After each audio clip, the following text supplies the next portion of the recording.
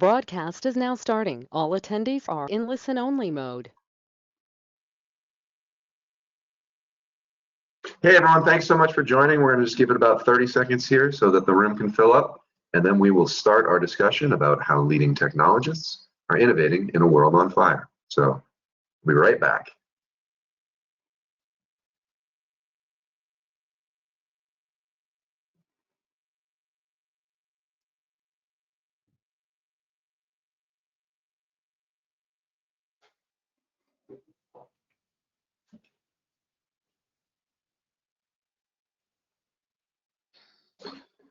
All right, I can see that we've got a lot of people joining us here, so we'll just start because we've got a lot to get to today. My name is Steve Rowan. You can't see me, but that's for good reason. We have plenty of people willing to talk today. I'm joined by my partner, Brian Kilcourse, and he's going to lead us through what we hope is going to be a fascinating discussion about how it is that technologists are innovating when, as we all know, the world has changed dramatically in recent months and years. Very quickly, some housekeeping. If you can see this, then you're doing a good job. If you're having any issues at all, please dial into the phone line. The audio panel is in your lower part of your screen. There is also a questions pane. You can ask questions at any point if you want. We will get to them in the end, and we do promise that if we run out of time, which is likely, we will respond to any of those questions and every one of those questions via email. And then lastly, probably one of the most common questions we get every time we do one of these things is, are these slides going to be made available? Is the recording going to be made available? And the answer is yes to both of them, likely by tomorrow. So with that, I'm going to hand it over to Brian, and he's going to talk a little bit about why we're all here, why this webinar came about, and then we'll get into the panel discussion itself. Well, thank you, Steve. I just wanted to set the context for this discussion with our fascinating panel today and try to put into context what's going on in the retail world. So first of all, of course, we all know that omnichannel selling, which is really the integration of the digital and physical selling environments, has gone from curiosity in 2008, around the time of the iPhone introduction, to being standard practice 10 years later. And it certainly became true in 2020. Google estimated that I think about 64% of all shopping journeys now begin in the digital space, even when they end in the store. So the integration of the selling environments is very real. We wanted to talk a little bit about that and what its future is. Certainly by 2020, many retailers have begun responding to consumer demands for relevance by prioritizing their efforts to localize assortments and presentations in the store and to offer new fulfillment options. Again, the pandemic kicked those things into high gear, particularly as it relates to fulfillment options for omnichannel shoppers. We all know that the supply side of the business has been in chaos for the last year or so, to the point where the President of the United States has instructed docks to stay open 24/7. That's a phrase I never thought I'd hear, but that's what happened. And how retailers are buying and how they are synchronizing it to the new selling or the customer-facing side of the business has really become front and center for issues for retailers. Retailers know generally that they need to rebalance the selling side of the business and the supply side of the business so they are in sync with each other. Now, the interesting thing about this is that everything I just said was true in March 2020. The pandemic really acted as an accelerant. So the next slide, Steve. So the question is, where do we go from here? And we asked a simple question in a recent study, and that was, are things going to change, continue to change? And as you can see, you don't have to go through the details, but across the retail industry, retailers believe that it's going to continue to morph. We're not done yet.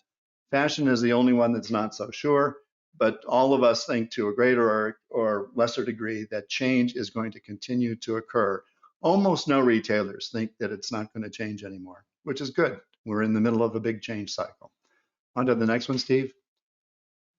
One more slide, and I think that this will set the stage. We asked retailers to tell us whether they strongly agree with some statements. Now, in our research, if you're familiar with us, we separate overperformers that we call winners from everybody else. And oftentimes we find that they have a slightly different perspective. In this case, they have a remarkably different perspective.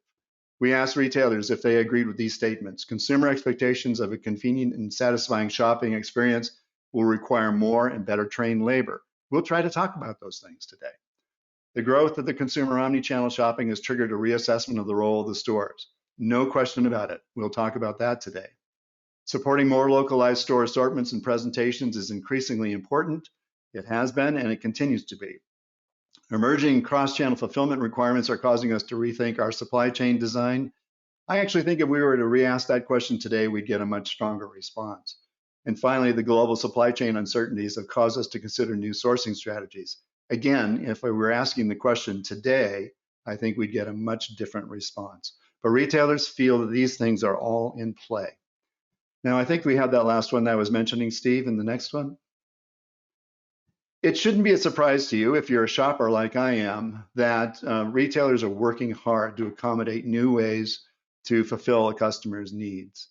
And look at what's happening here. The FMCG, these are grocers, drugstores, and convenience stores. These are all things that are under consideration for them. New store designs, home delivery, local distribution facilities, curbside pickup, drive-through, etc. General merchants, we know who these folks are. They're focused very strongly on things like curbside pickup, home delivery. They're working on those things to make them happen. Fashion, the fashion industry is interesting because it's been hit the hardest by the pandemic, but they are focusing on new ways to get their goods into the hands of consumers. Home delivery, of course, and interestingly, curbside pickup, although when we talk about this at RSR, we're not quite sure how they do that in a mall. And finally, hard goods merchants. So these are all new ways that consumers want to receive the things that they ordered. And these all mean new processes, new labor, new store designs potentially. All of these things signal huge change. So that's what we're going to talk about today. We are in a moment in the retail industry. Now, today we have some great speakers. I'm going to ask them to introduce themselves to you in a second. Shannon from Talkdesk, Ed from Blue Yonder, and Rob from Salesforce. So Shannon, you're first on this list. Tell us a little bit about yourself. Hello, everybody. Shannon Colquhoun, retailing it since college. I've had the pleasure to play lots of different roles, primarily working with retailers on transformational change like omnichannel, excuse me, but also started in merchandise and buying, had my store experiences at Christmas. I've also done a lot of consulting with an Accenture and Slalom, and now focus in on technology enablement with Talkdesk, where I lead global industry strategy. And I joined back in February with a passion around service and how we deliver that in this new day and age, which is top of mind in this conversation, certainly. And for those who don't know Talkdesk, we are a cloud-based solution that focuses on the contact center, and nothing outside of maybe the supply chain has maybe had more impact to business operating model as a result of COVID and the acceleration of the trends that Brian just mentioned. So I'm thrilled to be joined with this group. I know we're going to have a lot of fun talking. So I want to say thank you to RSR for the invitation. Well, you're very welcome. Looking forward to hearing your point of view. Yes, and Talkdesk is right at the heart of the storm in many ways. Ed, tell us about yourself. You have an interesting assignment at Blue Yonder. Yeah, definitely. Thanks, Brian. Great to meet everyone here. Thank you for the time. I am Ed Wong. I recently joined Blue Yonder about 14 months ago from industry, just like Shannon and Rob, an ex-retailer. And I worked and started as a buyer, as most retailers had in the beginning with Macy's and Target, and moved on to some specialty stores like Gap, Gymboree, Eddie Bauer. Always in kind of the intersection of technology, either as a CIO or business, running planning and allocation and merchandising. Before joining Blue Yonder, I was the digital officer for a regional grocery chain in Southern California. And at Blue Yonder, I currently focus primarily bringing the outside-in perspective, what retailers are being challenged by every day, and anticipating that what might be coming down the pike, so that we interact with our product engineering team to make sure that our roadmap and our strategies drive a lot of alignment, right, between what we do and what retailers need, so that we can drive further success for retailers. So thanks very much again, Brian and RSR for the opportunity here. Back to you, Brian. You're very welcome. I only will correct you on one thing, Ed. There is no such thing as an ex-retailer. You're a recovering retailer. Well, Great. Thank you. Everybody on this panel is actually. So Rob, you get to bring it home. So tell us a little bit about yourself and your company, what you're doing. Yeah, absolutely. Again, thank you, Brian. It's awesome to see Ed and Shannon spend this time with you. I'm calling in from right outside Boston, Massachusetts here.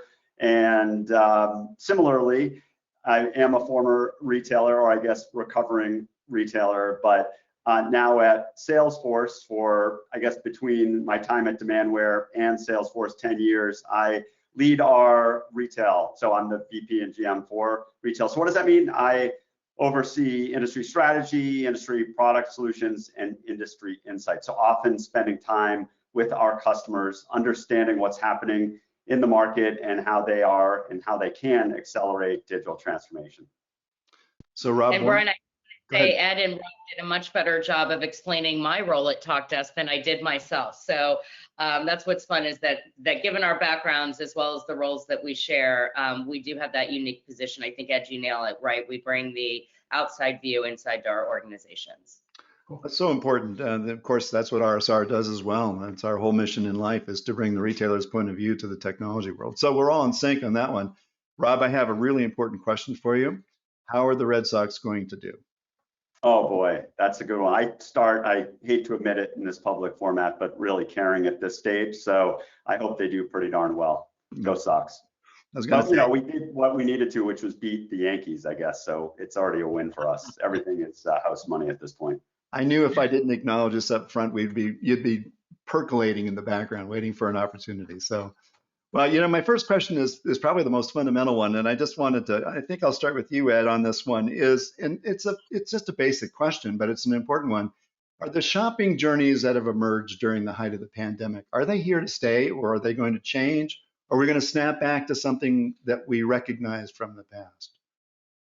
Some, I guess, like usual, combination of both, right? I think that the habits of consumers, some stick and some don't. I think, as you noticed in an earlier slide, how much across industry verticals, everybody's focusing on curbside pickup, buy online, pickup in store, and a lot of the capabilities that retailers are focusing in on to align, right, to this new shopping journey that the customers are taking. However, I think that when we see some of the current trends, there are consumers going back to how they were before. So I think that given those changes, as retailers, we probably need to truly ask, is there really a different path that consumers are taking in consuming their purchases? And I think that I would say maybe not so much, but I think the emphasis in the specific intersections and the touch points and the interactions probably are quite different today than what they were before. You know, it's fascinating because IBM recently stated that the move from the physical selling world to the digital one is accelerated by 5 years because of the pandemic. I don't doubt that they have the data to back that up. I never thought of it as a zero-sum game. I never thought about it as you're either digital or physical. I think of it more as a transition in how consumers take advantage of technology. So Rob, this is interesting from your point of view, because of course you've been very focused, your company's been very focused on commerce for a long time. What are you seeing there? What's happening? Yeah, you know, you talk about this new behavior and newer expectations. You know, our research based on our shopping index, if you're not familiar with that, it looks at billions of shoppers on a quarterly basis traversing Commerce Cloud. We bubble that up, obviously strip out all PII data, and it becomes the de facto standard what's happening in digital. And what we saw over the course of 2020, there was a 40% increase in net new digital shoppers. These are people who probably spent their time in digital, like hanging out on different social media or, you know, dealing with email, but they didn't click the buy button, and now they are. And that really has created a whole new baseline. They're not going to just snap back and say, oh, I'm not going to use digital anymore. But to your point, it's not a zero-sum game, because certainly the store is as relevant as ever. And it's really the challenge of, you know, our research shows tying together the, on average, 9 disparate touch points a consumer typically interacts with a brand on any shopping journey. You know, it's so interesting, Shannon, and as it relates to the call center, of course, consumers want to know, where's my stuff? That's always what they wanted to find out. And this has become a critical issue suddenly, because we had 10% of consumers shopping in the digital domain for some sort of fulfillment, perhaps direct to consumer or some other method, but now we have 40%.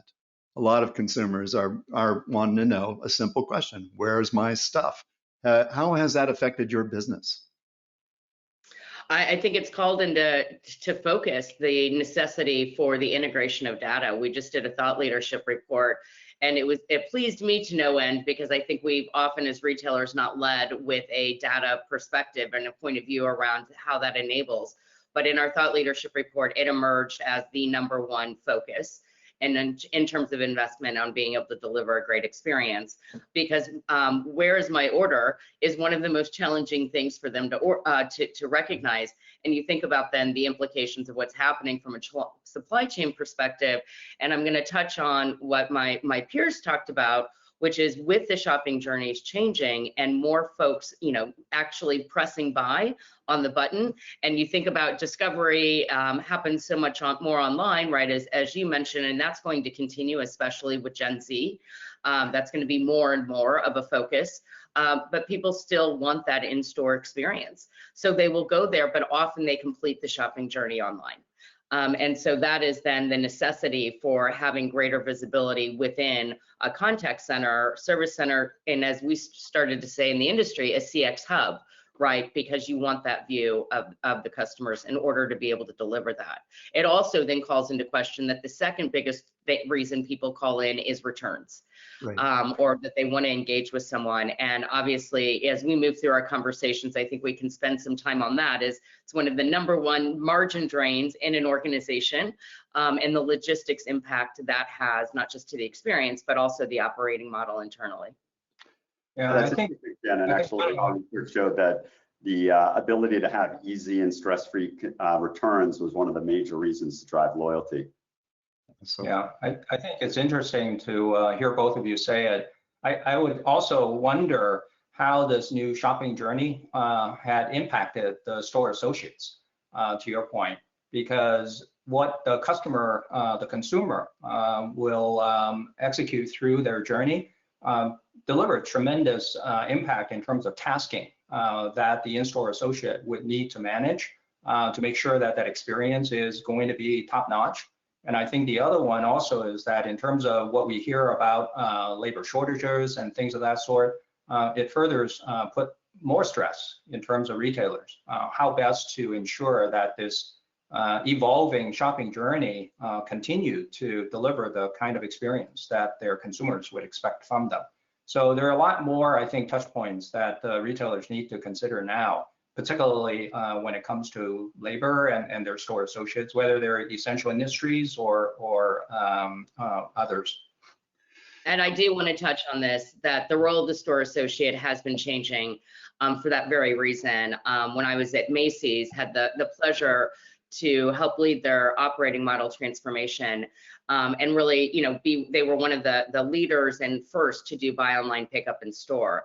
Right. And what that first is a completely different labor model. One, to meet the needs of, people who love to sell didn't want to fulfill, right? The, storerooms have gotten so much smaller over the years, right? But now stores were becoming fulfillment centers, many ones. And so managing that labor was very challenging. And frankly, until the pandemic, I knew of several retailers, very strategically placed ones in their verticals, who were still not doing buy online, pick up in store for the very reason of cracking the nut around labor. And so now, obviously, that's a must-have. And so it is forcing different conversations, as the case is with curbside pickup, which, many people, I think, adopted that habit, as did I at Target. Now that's how I do my business, right, or my transactions with them. So it's a great point that I think a lot of people are scratching their heads. Additionally, right, if you move into the role of an agent, right, they're expected to know so much more around the brand and be perceived more as ambassadors. So when we think about workforce enablement, right? If they're expected to be a brand ambassador, they need that same sort of love and tender care and training that the store's associates give. And last but not least, when the COVID hit, right, because of the increase in volume that was coming into a contact center, many overflow calls and live chats were actually managed by store associates. So all that being said, the labor models have been completely upended across several touch points that the customer is engaged in. Yeah, you know, to piggyback, Shannon, on a couple things you said, and what we've seen over the course of the pandemic is a real reimagining of the role of the store, and most particularly the store associate. And a couple aspects. You talked about fulfillment. They were asked to become fulfillment experts. They were asked to be social media managers, reaching out to their own networks to really encourage and influence their friends, family, and colleagues. They were asked to be, you mentioned it, service agents. And it likely wasn't that they were hanging out in the store. It was probably that they were picking up some micro shifts at home. And you know, if you could get into the store, whether that was for essential or non-essential, they're becoming digital concierge, really being able to offer an endless aisle of product that might not physically be in stock in the store. And you know, there's a whole upskilling and reskilling movement that's going on. A lot of our customers are using Trailhead to move into what has been really the mindset of the associate. We all knew this, we've been there, as more of the scan and bag and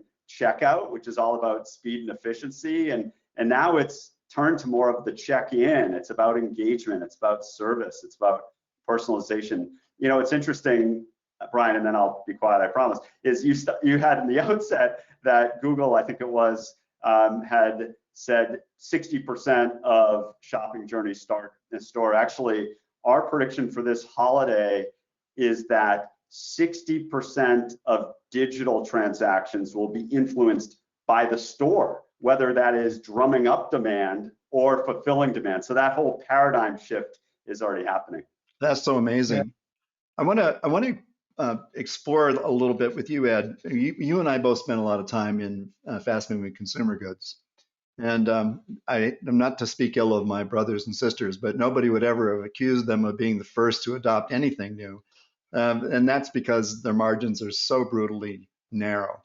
They're coming off of a great year, at least top line wise, but they incurred an incredible amount of new cost associated with some of the things that Rob and Shannon were just talking about. The labor in store was not there to do anything but to check the customers out. So things have changed dramatically. They need to be able to pick orders. They need to be able to interact with customers on the fulfillment side. And by extension, they also have to be able to answer the question, where's my stuff? How is this affecting how you're working with those retailers? Are they in a rush to modernize, or what's going on over there? There is obviously the acceleration that we've seen triggered a lot of focus of attention. Yeah. Actually in 3 areas. We spoke of one, which would be the store. I think the other 2 areas that we shouldn't forget really are the merchants and also the supply chain teams. Yeah. Because what we see is that many retailers are responding differently through the pandemic, either blurring the lines of what vertical they tend to merchandise and assort their products by extending into an adjacent area, or the fact that the multiple number of new product lines that they're carrying within their assortment are having tremendous impact to the supply chain folks. In terms of the impact that we see, definitely given the complexity, and data probably lies at the heart of it, whether it's product data, consumer data, and supply chain data. Lots and lots of attention and focus on leveraging science, the artificial intelligence and machine learning capabilities, right? So that's one particular area that we've seen a lot of movement in. The second area is this kind of connected supply chain in terms of making sure that as retailers tend to focus on the consumer shopping journey, I would challenge and say that don't forget the product travel journey, because if you don't have the right product in stock at the right price value relationship, all of that work is still not going to be there for realization. So I think that that's what we've noticed is the combination of how everything needs to get connected how we should leverage science to simplify and to improve speed and agility. And it is an emergent trend that we've seen a lot of acceleration in. So Rob, your company has spent a tremendous amount of time integrating your clouds. In the last several years, it's been a strategic effort for your company, and you also had the wisdom to acquire MuleSoft, which I'm speaking as a technologist here, was a brilliant move, by the way. But this integration of data to give one view, no matter where you are in the enterprise, has been a huge effort of yours. How are your customers responding to that? Are they impatient for you to be able to offer the same capabilities to them? Yeah, it's a great question. I know I keep on pointing back to some research, which is a big risk when this is being hosted by the preeminent retail analyst firm who has all the data in the world. So I ask for forgiveness anyways. But anyways, we're actually releasing a report in a couple weeks called Connected Shoppers. What I found is this gap between what retailers want and reality. And what I mean by that is 2/3 of consumers want to be treated uniquely, have a personalized experience, but only 1/3 of retailers actually have the ability to extract that data and operationalize that data. So there's this big reality gap that exists, but many of our customers are coming to us just for that, really creating a single view of the consumer across the various channels. But it's not just to be able to do that in terms of having it stuck in one place. Retailers have on average 44 disparate systems across consumer engagement. It's, as one of my customers puts it, is democratizing that data. So they're coming to us to figure out where the data is lying, but more importantly, how do we extract that, put it in the hands of the employees, put it in the hands of the associates, actually turn it over to the consumers themselves so they can have access to their own data and make more informed decisions about their health or reordering certain products or picking products they might like. So certainly we're seeing doubling down of that, with the baseline of removing friction from the shopping process that we've experienced over the last 2 years.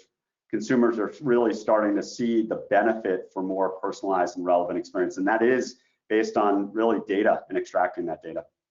So Shannon, you brought this up, so I want to get back to you on this. Your task with your customers is to make it possible to pull in that data to the service agent so they can then use it to answer the questions that consumers are asking of them.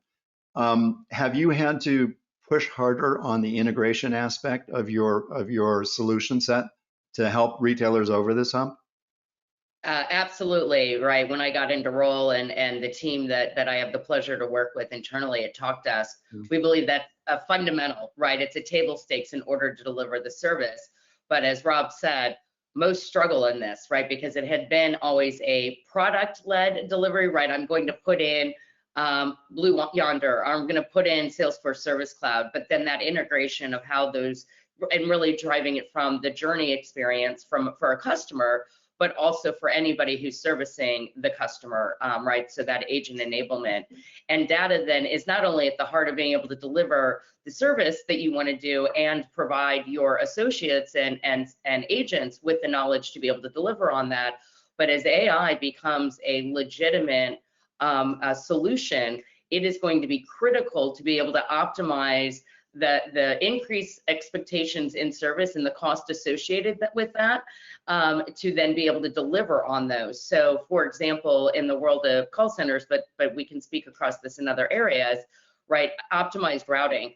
The customer, we are all willing, which I love about this industry, I'm going to interrupt myself, we're all customers. And so what we expect is pretty much what everybody else expects. Maybe there's some generational differences in how we shop, but what we want now is largely the same. And we want the same no matter really what, maybe it's some of the, lower cost stores, we don't have the same expectations, but we all want good service. So when you think about what that means to an internal retailer to be able to deliver on that, customers are willing for self-service, right? They're willing to do that for where is my order, right? Or even generating a return. But without the data to be able to deliver on that, right, you're still having to use humans to intervene there. And that's not the best use of a human's time, right? So getting that data in place so then you can optimize when it is self-service and when it is, it requires a human. Because in our research, and somewhat, you're seeing this emerging in all research, people still want a human for certain transactions, and they also want help, right, to understand. There was a reason we all used to go into stores, is because somebody helped us make decisions. Then we lost most of the associates in the store, which made it challenging. But when you think of then the role of agents and a contact center, people still want that experience of help me. So all of that though requires data, and that's what was exciting to see in our report, is the prioritization of that in CX professionals across the globe. You bring up something fascinating, and that's that we're also entering a new generation of self-service. So I'm assuming that your company has seen huge upticks in calls from customers wanting to know what the status of their order. And for a good percentage of those, I would also guess that there's a ready answer. And you want to clear the decks with those kinds of answers quickly so that you can get to the harder stuff where a human is required. Is that in fact what's happening? Absolutely. And we had a retail advisory board a couple of weeks ago, and their number one concern is, where's my order? They're like, we have to get shipping data right. Yeah. And you know, the world of ads and the Robs is saying it's so complex, right? Talk about a spider web of mess out there in terms of all of the different systems. Of those 44 that Rob mentioned, which has been my experience as well, a third of them could be anything related to supply chain easily.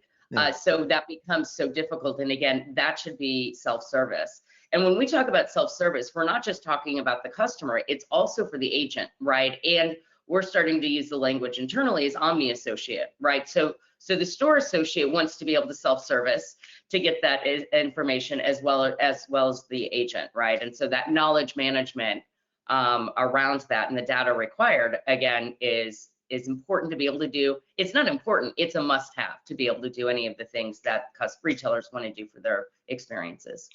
You know, this is interesting. Go ahead.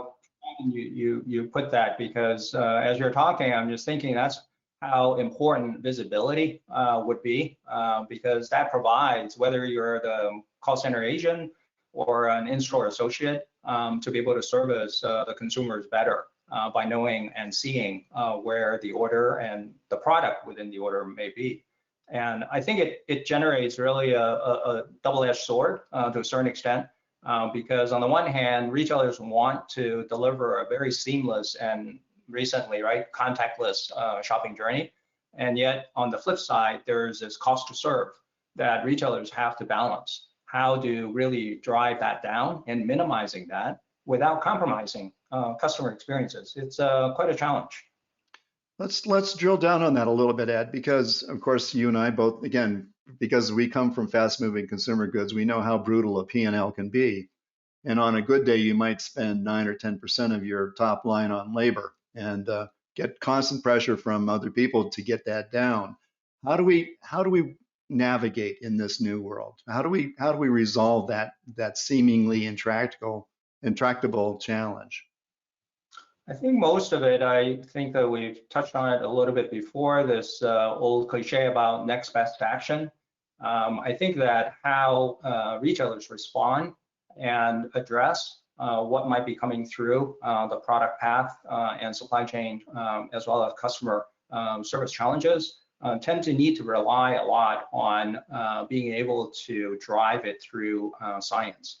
And I think that most of the autonomous capabilities that, let's say, AI and ML can truly help deliver will drive down the cost to serve, right? And we had an example earlier about the in-store associate. So just imagine if you schedule labor for an inbound order, but that order's fill rate is half or a portion of what you had expected, then you might have labor scheduled in the wrong places, right? And so I think the ability to connect the dots together throughout that product travel journey, as I talked about earlier, is paramount in order to be able to ensure that you've got the consumer experience that you wanted to deliver. Hey Ed, can I borrow into something you said both now and your prior answer around visibility? You talked about visibility and then intelligence. From your perspective on the supply chain, what you're seeing from your customers, how agile are they becoming? So one thing to see it, one thing to maybe know what to do about it, but how are your customers reacting and being agile? I think that there is it's a great question, Rob. As you know, there is a very strong agreement that agility is valuable. And I think that going through a lot of the changes that would be necessary to become an agile enterprise is quite complicated. And I think that as Brian, or those of us who've been, in IT, many times the systems environment and capabilities tend to slow that down a little bit. And so I think that, Rob, to answer your question, it's a journey overall. And I like the way that Brian showcased it earlier in terms of the winners and where and how are they focusing on transforming their enterprise, tend to give us a good snapshot, right? Rob, to your point about how are retailers reacting to what we need from an agility perspective. Well, and Brian, I want to jump in here too. Now we're getting together and riffing off each other so much more. So when we were talking a couple of days ago around investments, and we said, right, supply chain had not been sexy, top of mind for, it was much harder to get projects approved for that. Similarly, with the contact center, it had lost prioritization and in terms of cloud transformation or the role of the agents. And 2020 obviously accelerated the necessity for these, but 2021 is actually potentially more challenging. So in our advisory board, many agreed that this is a harder year. And when you think about because of the supply chain issues that are happening across the globe, that is actually going to put more pressure on where is my order, et cetera, and potentially more calls. Because as we said, how many consumers actually do know that they need to be shopping earlier? Right. They could be hit by surprise, right? Amazon started their Black Friday sales, I think last Monday, announced it. Target's doing that, but even as I talk to my friends, they're like, there's nothing in stores. And I'm like, buy now, buy now. Or this is going to be the biggest explosion of gift card business we've ever seen, right? Because that's going to be what people are left to do. And they're going to then potentially return more products because they came too late. So because I'm passionate about supply chain as well as service, I hope that this really does create that call to action, and the winners are demonstrating that they are getting it. Just to feedback on that, we saw something in a recent study that we haven't even published it yet, I don't believe, or we might have just published it. There's an interesting phenomenon going on, and that's that in 2020, retailers did whatever they needed to do to get the product into the customer's hands. They broke every rule to do it. Threw labor at it, threw patches to systems, to old systems. They did whatever they needed to do. Use cloud services if they needed to. Use third-party services if they needed to do this. Threw everything at it. And now what they're interested in doing is they're interested in doing it a second time and doing it right. So they know that what they did was not efficient, not optimal, just a stopgap measure to please the consumers. And of course, the consumers don't care about any of that. They just want to know where my stuff is. We've never seen anything like that before. Retailers tend to hang on to their technology investments a little too long, as we all know. And this time they're looking at whatever they did in the last year, and they're saying, now let's do it again, do it the right way. I'm just fascinated by that dynamic, and we'll study this as the year goes on. You mentioned a couple of other things that I think were fascinating, and it is an old phrase, but it's next best action. Rob, your company has been working on that for a while now, using Einstein, and I've seen some examples. I think I've used the John Lewis case study more than once to describe how well this can go. Tell me a little bit about how your customers are getting to that set of capabilities.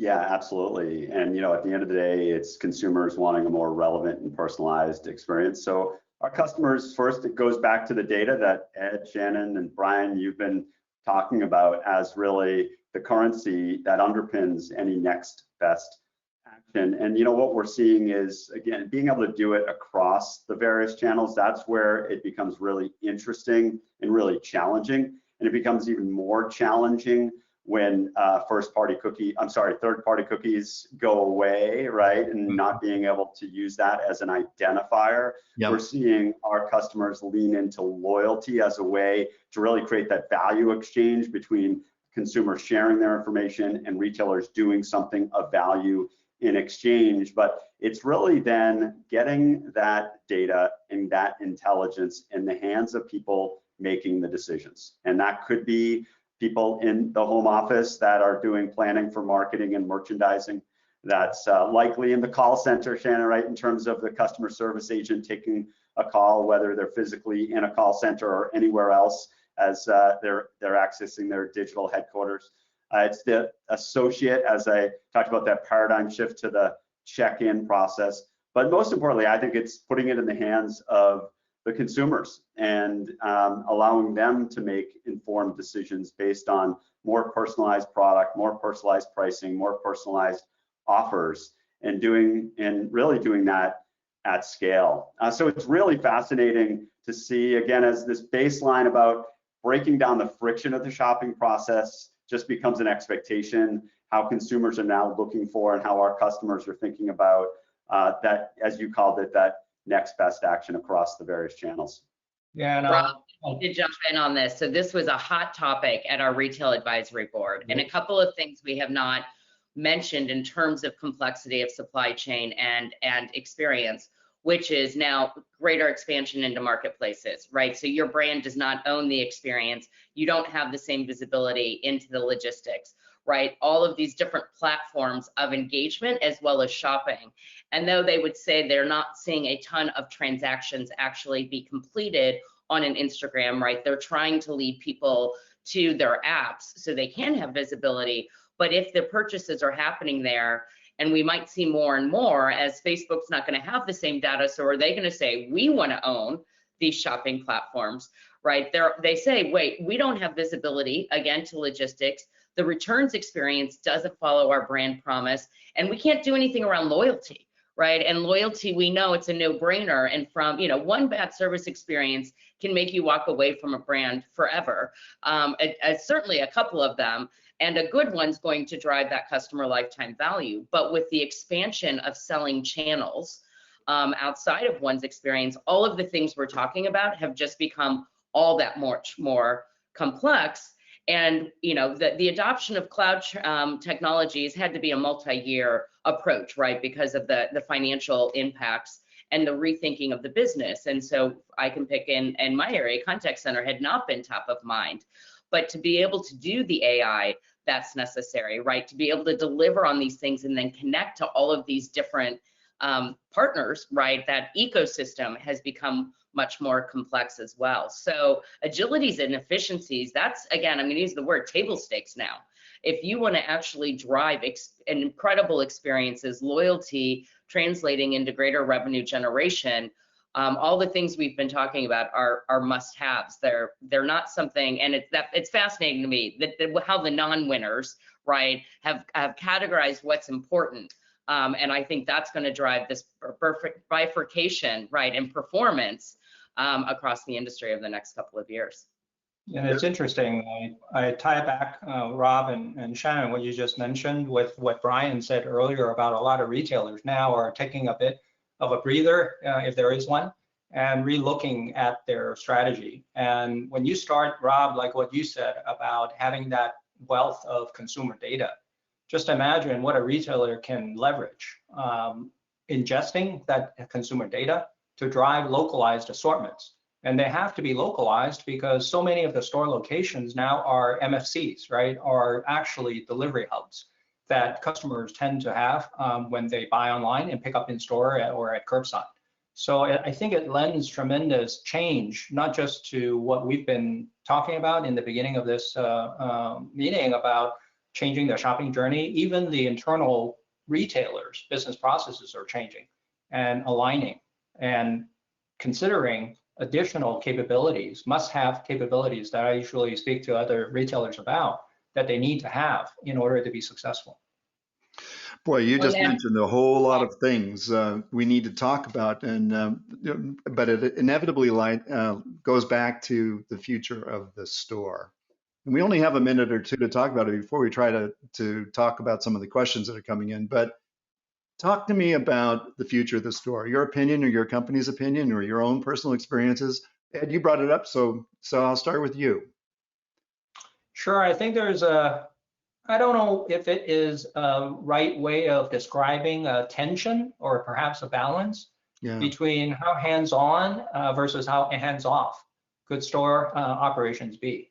And as we've noticed, once you talk about localized assortments, in terms of the inventory management aspect, stock keeping, and all of the tasking in store can be highly automated, particularly with devices that are able to expand your network. And so I think that in terms of what Shannon and Rob talked about in terms of the cost to serve, I think that for in-store being a very heavy spend within a retail enterprise, retailers need to kind of relook at that carefully and think about how to balance that cost to serve versus what we said earlier about the customer experience that consumers are expecting. Rob, yeah, I love that cost. Yeah, I'm gonna jump in. The cost to serve. You know, one customer of ours is in a recent roundtable called just the economics of the box. And as you're saying, Ed, like really re-looking at sales per square foot. You know, that will always be there, but there's certainly other metrics that I think will be better defined. You know, one of our customer advisory board members about a year ago, in the heart of the pandemic, said this about the store. You know, digital used to be the outpost of any retailer's brick and mortar strategy, and now brick and mortar is a critical component of their digital strategy. I think that's a really interesting flip of phrase there, right? And so it's, you know, I grew up in the store, not only being in retail, but as an associate, so I certainly have a bias towards the importance of it and the associates, but I certainly see it continuing to be yet redefined a huge, huge component of the overall retail go-to-market strategy. Yeah. So I have lots to say as well. All of these things are very true, but a topic that we brought up is the notion of self-service. Right. And then bringing more digital capabilities into a store. And I've been talking about this for years. Anybody who knows me knows my favorite technology out there is RFID, and one that has been slow to be adopted because I've always wanted to come in and self-serve. I want the ability to, you know, scan, see what else is online, check out by myself. I love the Amazon Go stores, right? Talk about frictionless and contactless and a lower cost to serve as a result. So again, that notion of optimizing the human interactions, I think is going to be important. Stores aren't going away, right? But where they're located is changing. And the availability to that. So we, you know, as a result of many stores having to close in smaller markets, they're getting much more strategic about where they're placing their bets. But a lot of those are not as in, you know, mid-markets or as remote areas anymore. So I think that's going to be a shift on how people look at it. And then Ed, you talked about inventory. When I was at Macy's, one of their biggest challenges was people would go to the bigger stores, right, in the market, and then they'd come back and they'd return the product to the smaller stores. And now things are kind of a hodgepodge of things, and that calls into question the notion of demand and fulfillment, how you're satisfying that, and how the store then is not only one, measuring sales, but also being able to deliver the product that needs to be in there to truly be localized. So messy, messy, messy is what that says. But I do believe in summary, more digital in the stores is what's going to be necessary to lower that cost of service and deliver on the experience. You just opened another box. It's interesting. We unfortunately aren't even going to have time to deal with it, but it has to do with localization. I'll just summarize it this way. There's a retailer in Mexico, Oxxo, very, very big company. And I've used this example a few times. I got it at a conference I was speaking at on location intelligence. And they have, in Tijuana, they have a main highway into town. And there are two Oxxo stores, one on each side of the street. Because of the way the highway is designed, you can't cross over the highway to get to the store. So they have different assortments in the store for the morning commuters than they do for the evening commuters leaving town. And this is a perfect example of localization, understanding just exactly what your customer's objective is for coming in the store. The CIO at the time joked, he said, we sell a lot of coffee in the morning and we sell a lot of beer at night. And so the assortments are very different. We could go on and on and on with this, and that would inevitably lead to the subject of the supply chain, which we barely touched on today. And I'm sorry, because that's top of the news, right? As I mentioned, it took the president of the United States to tell the docks to be open 24/7. I thought, okay, the most powerful person on the planet diving down at that level, that's amazing. It speaks volumes about a bunch of things, but we can't get into that today. Really quick on that note, I actually shared that with my kids, right? I said, that's because I've been keeping them up to date, and called that out specifically. Yeah. The most I use the same phrase, the most powerful man in the world has had to lean in. Yeah, we'll just leave that there because it could lead to another discussion. Maybe we just should have a second one, but I need to ask Steve. Mr. Rowan, are you there? Certainly am, brother. So I'm not able to see the questions because I'm not the quote unquote driver of this. You are. So the questions are my job. Okay, well, let me look at it. Yeah. This is one, this is a fun one because it says, might retail as we know it gradually disappear as brands and manufacturers go direct to consumer? Big question. This is from John Andrews over at IORMA in the UK. John, we'll try to get an answer here. Ed, what do you think? Is retail as an aggregation of demand, is it disappearing? We can certainly see some signs of it, but I think consumer behaviors, albeit they're changing, tend to be hard to break. I think that retailers continue to have a strong hold as long as we continue to deliver the experiences that consumers are expecting based on all the things that Rob, Shannon, and we've been talking about. So I would not think that it's going to happen anytime soon, perhaps. You said something fascinating. You talked about the experience. In a strict supply chain sense of the word, the store is or the retailer is the first level of demand aggregation. So if you look at it mathematically, if you eliminate the aggregation, you eliminate the need. But you added in the magic word, experiences. And so I'm not going to prejudice this anymore. I'll ask Rob you to answer the same question. What about the future of retail? I love to. We've been talking about this topic for some time. I think there's a blurring or continuing blurring between brands and retailers, brands going direct, retailers creating their own private label. You use the word aggregator. I'm going to use that. I'm going to borrow that, Brian, because what's happening is these intermediaries, Shannon talked about it before, these emerging digital touch points, we call it shopping at the edge of the retailer's property, whether it's WeChat or it's an Instagram or it's an Uber or Instacart. These are becoming aggregators, aren't they? I mean, they're becoming shopping malls in the digital world, and because they are aggregating demand, they are able to monetize that. And so we're seeing retailers do the same. Shannon talked about marketplaces as well. So I think there is a shifting going on. Who's able to generate that demand and monetize it? It's partly why some retailers who have the volume are creating media networks, because they're monetizing their platform, because they're able to create some stickiness. That's fascinating. And you had mentioned earlier, what we're seeing in terms of trends in our business. D2C is absolutely an emerging model, right? If I'm Nike, right, I had stores, but now if I'm a D2C brand, I can have easily my own storefront. I already have fulfillment centers. I'm getting real-time data that I had not been able to get. And it's not to say that the distribution strategy of being in retail, right, brick and mortar, et cetera, on a Macy's site is going to no longer exist. But they're also saying I can drive more growth, right, potentially can deliver on my brand promise. And what we're seeing is very much an uptick in demand for contact centers and these D2C brands who had historically not needed to have them.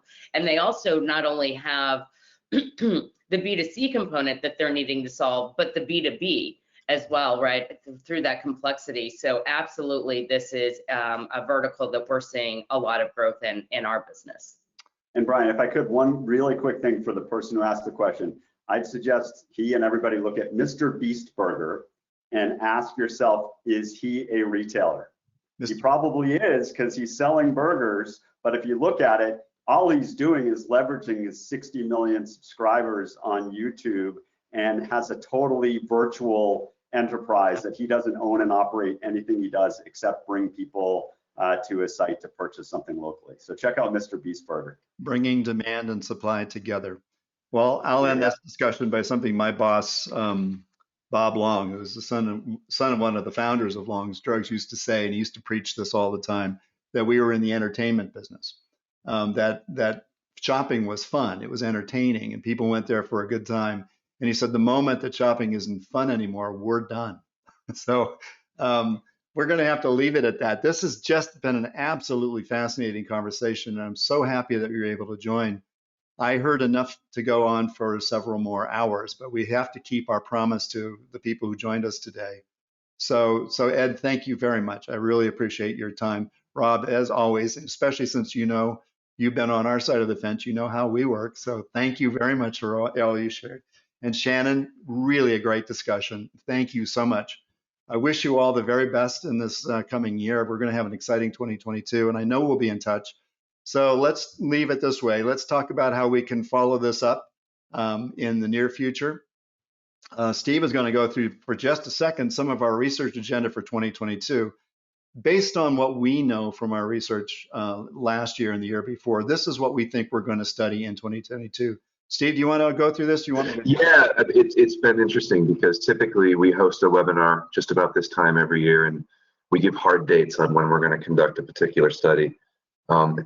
Based off of everything we've heard in this conversation, these are the topics we know we want to study. We know for a fact we want to do something around sustainability. It didn't come up much today, but workforce certainly did. In-store technology certainly did. The brand new retail consumer experience certainly did. We talked a little bit about personalization. We know we want to dive deeper into that in the coming year. We do want to talk more about location analytics.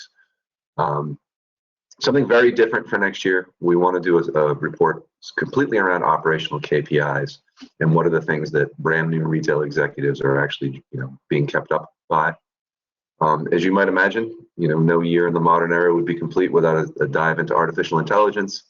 We certainly want to talk about the supply chain, and we really do want to talk about merchandising as well and how things have changed in the world of both merchants and those who are being tasked with trying to figure out what products to sell.